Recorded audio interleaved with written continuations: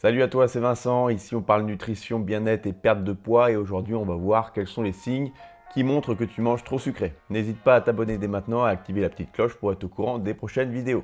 Alors, c'est quoi le problème avec le sucre déjà? Donc, le problème, c'est que le sucre, c'est un mal moderne, c'est-à-dire que c'est la source d'énormément de problèmes de santé et on en trouve partout. Il faut savoir également que le sucre, c'est extrêmement addictif.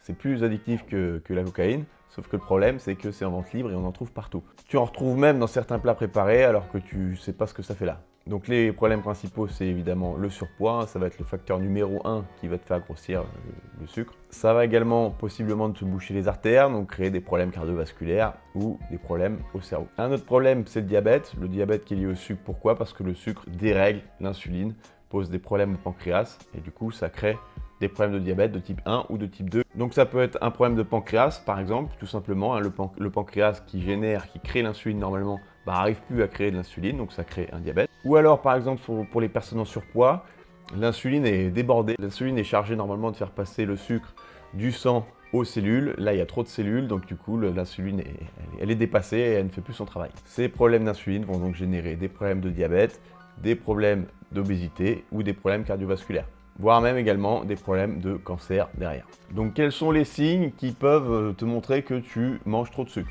Donc il y a un signe qui est assez évocateur, ça peut être les coups de fatigue énormes. Donc tout simplement, quand tu manges une barre chocolatée par exemple ou quelque chose de sucré, tu vas faire des pics d'insuline. Donc ton insuline va monter d'un seul coup et elle va chuter derrière d'un seul coup. Donc ça peut créer des petits coups de mou.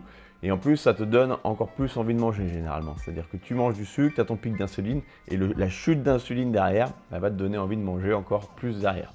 C'est pour ça que manger sucré quand on a une petite fringale, c'est pas forcément une bonne idée.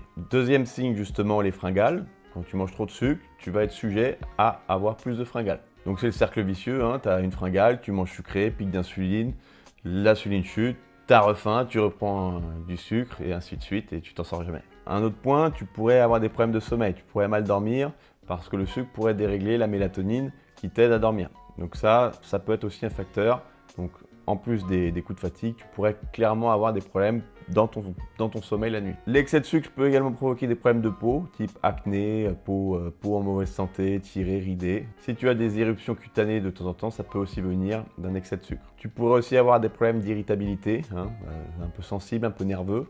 Ça peut créer ça aussi. Et dans les signes un peu plus physiques, tu pourrais par exemple avoir tout le temps envie d'aller aux toilettes, enfin tout le temps envie d'avoir uriné. Ça peut être un facteur. Avoir soif tout le temps, avoir soif régulièrement, avec une soif que tu n'arrives pas trop à étancher. Et plus rare, des troubles de la vision.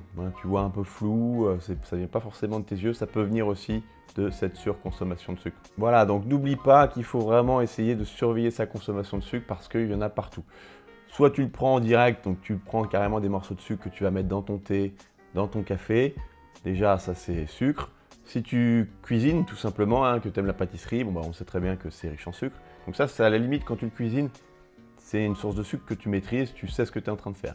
En revanche, quand tu achètes les barres chocolatées, ça c'est terrible en termes de sucre, c'est très très riche. Les sodas, attention, on boit beaucoup de sodas. Mais ce qui est le plus vicieux, c'est dans les plats préparés. Les plats préparés, les petites barquettes toutes prêtes, ça, ils te mettent du sucre et on s'en rend pas compte, mais ça c'est du sucre qu'on n'a pas forcément envie de gérer. Quand on se fait un petit plat tout prêt normalement, on ne se dit pas qu'on va manger du sucre, et malheureusement on en mange. Donc c'est ça qui est le plus vicieux, il faut faire un petit peu attention. Essayez de cuisiner plutôt que d'acheter ce genre de plat. Voilà, tu sais désormais quels sont les signes qui montrent que tu pourrais consommer trop de sucre. Mets-moi un petit pouce bleu, un petit commentaire et à bientôt.